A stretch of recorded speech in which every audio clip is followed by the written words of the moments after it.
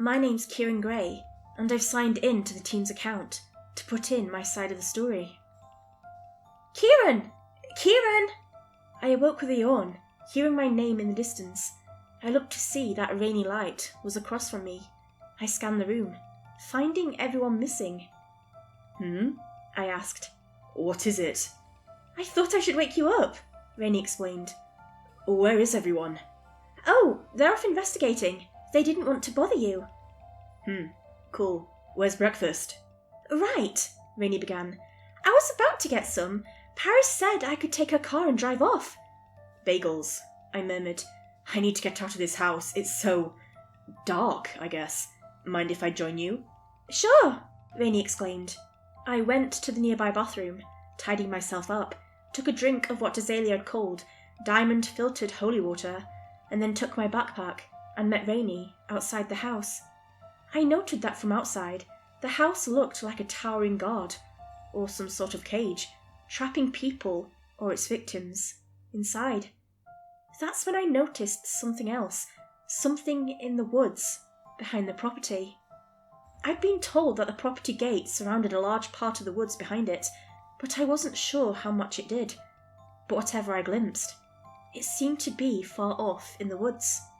Rainy, I began. You got any binoculars? Yeah, sure do, Rainy bubbled. I use them for birdwatching a lot. Why? Can I have them for a moment? Rainy dug around in her backpack and soon produced a high-quality binocular.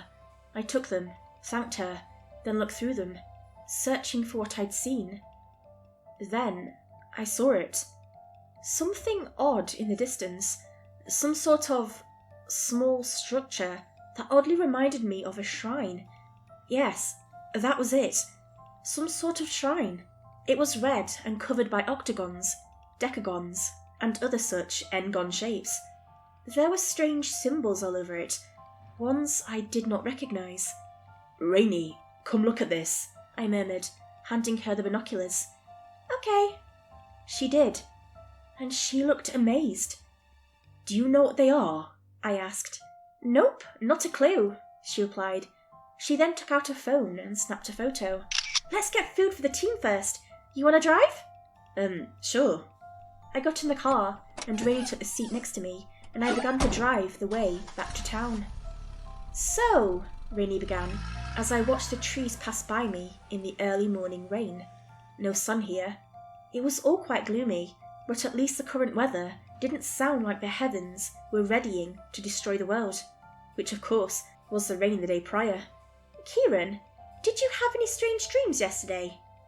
No, why? I replied. You had a weird dream? Yes, in fact I did, Rainy informed. Well, looks like the rain is getting worse, I murmured. Might take us a while. Why don't you tell me your dream? Well, it was about the house, Rainy explained. I feel like I've been to this house before in some other world, some other me. Like I wasn't supposed to be in the house before, but now I'm supposed to be in the house. Really? I don't feel anything like that. Yeah, it's really the strangest thing, murmured Rainy. Ever since I stepped into the house, I've been getting this weird déjà vu sensation. It's as if I know I've been there before, but my mind erased the memory. But not all of it. I keep having these flashes of images where I was with a team and we'd investigated the house. There was a man in a suit and a fedora, and I swear that my team leader's name was Cassie White. The dream? Well, it was at first. These flashes of me being with the other me's team, the one I can't seem to remember. And then, after that, I had this weird vision. I guess of a man in a dark suit and a fedora leaving a coffin, and then I saw the man on an expedition, and then I saw him in this weird underground temple. Was the temple, I began, shaped like a pyramid? Yes! How did you know that? Never mind. I've just seen a similar man and a temple that shape in a previous mission. Actually, that's what got me on this team. But please continue. Right, Rainy began. Remember that building thing? I'm sure it's a shrine. It was in my dream too, and we saw the back of the shrine. The shrine faces a lake that we can't see, but in the dream, I saw the lake filled with water except well, the water was black. Just full-on solid black. We'll need to check on that shrine. Anyways, I knew it was a shrine because the outside has this... Well, I don't know how to explain it, but I saw an altar, and there were these black tulips all over it, and in the centre I saw this straw doll of a woman. After that I just sensed something behind me, and then I saw this woman that looked like the straw doll rise out of the black water and start floating straight up into the sky. Creepy. Her eyes were closed at first, but then she opened them, and I only saw the same blackness as the water when she opened them. I saw that she had no mouth, just smooth skin. But then I saw these lines appear all over where her mouth should be, and I saw the lines connected together to form this mouth. Did she speak? I asked. Yeah, but her mouth didn't exactly line up with what the sounds were, Rainy explained. It was like the noises were always half a second too late, like the mouth was only there for show. But I couldn't make out any words I knew. It was all just gibberish to me, like someone mumbling deep underwater. What happened next? I asked. Surely something did. I don't know, but the next thing I knew, I blinked, and the weird lady from the lake was gone. I looked back, and I saw that the door was different. It had moved, I think, but only by a little, an inch to the left, I believe. After that, I entered the shrine, and I saw this, skull in the middle of it. The skull was made out of this weird crystal gold hybrid, but after that, I heard this horrible shrieking sound, like cats screaming, and then I woke up. Odd indeed. I think I've heard of this lady in the lake here before, I told. Tiffany sent everyone history packets, and I read them. There's a local legend that a woman supposedly serving a demon was burned at the stake, but when she didn't burn, she was thrown into the lake where she had conducted her evil activities. A witch? Rainy questioned. Indeed. Legend says that when she was cast into the lake, the townspeople could hear the screams of 1,000 cats, and then, when she finally drowned, the water turned black and poisonous.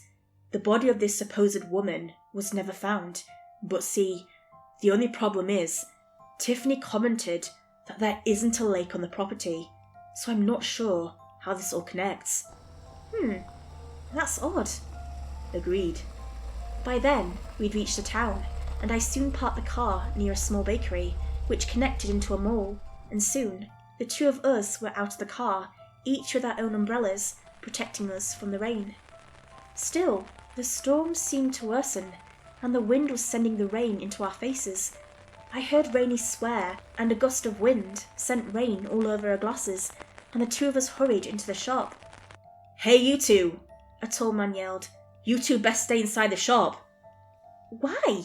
Rainy inquired. Thunderstorm's getting worse, he growled. I hear it'll be hailing soon.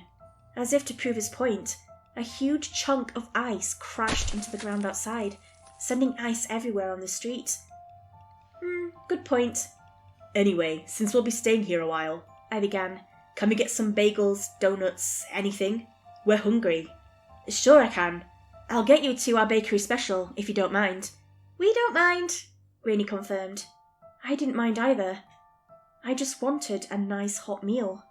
And soon, a plate of bread, soup, and something I didn't quite recognise was served at our booth.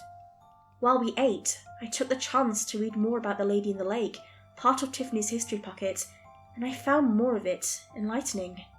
According to local folklore, the straw doll was given to one Marie Childress as a child, when she and her family lived in the south. Tiffany couldn't exactly place a time for the story, but it was probably set before the Civil War. The story told me that the straw doll was given as a toy by the man with an uncanny dark suit and a fedora, who called himself the Merchant of the Night, when the Childress family had to flee the home they were in due to financial difficulties, as well as smuggling. And then, according to the law, Marie Childress was sent away to a European country, to a boarding school. Tiffany connected the boarding school to one in London. There were stories in the boarding school that back in the old days, students spoke of a girl who carried a straw doll. At night, children would often hear soft footsteps, and many heard other noises, like Marie conversing with someone in the night, yet when they confronted her while she talked, they found her sleeping. Another noise was a sound of water dripping, yet the source of the noise was never found. And then, when Marie and the straw doll left the boarding school, the haunting stopped. After that, Marie's mother, Ambrosia Childress, married Carmichael Kryloft, who Tiffany suspected may have built the house. The two, Ambrosia and Carmichael, were usually absent, taking care of distant matters, leaving Marie alone. The still-growing town of Maple Inn reported seeing shadows through the house's windows, and once they claimed to have seen black water ooze up from the ground outside the house. In the end, more and more rumours surrounded the doll and Marie as the two grew, and the villagers of Maple Inn eventually put her to death as a witch. After her death, Ambrosia and Carmichael fell ill, and the townspeople claimed they were drinking from their well's water, which had turned black, yet the two didn't seem to notice it. And then the villagers began to see Marie carrying the doll around bodies of water near Maple Inn, which would turn dark and murky for weeks at a time. One day, a child playing near a lake discovered what seemed to be a straw doll buried in the mud. It's told that the day after, the child began to behave erratically, and that she began to speak a language nobody recognised. And finally, the legend spoke of a man, the Merchant of the Night, a man in a dark suit and fedora appearing one day at the town square. He told them he knew how to stop everything that had been going on and instructed the villagers to build a bizarre shrine with shapes with 7 or more sides, and then to build an altar and place a straw doll in the middle.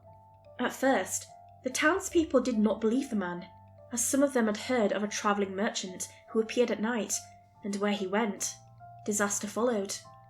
So the merchant was cast out of the town, but he kept returning, promising he could stop waters turning dark, and one day, when the townspeople found all their water supply dark and poisonous, they gave in to the will of the Merchant of the Night. He told them once more how to build the shrine and altar.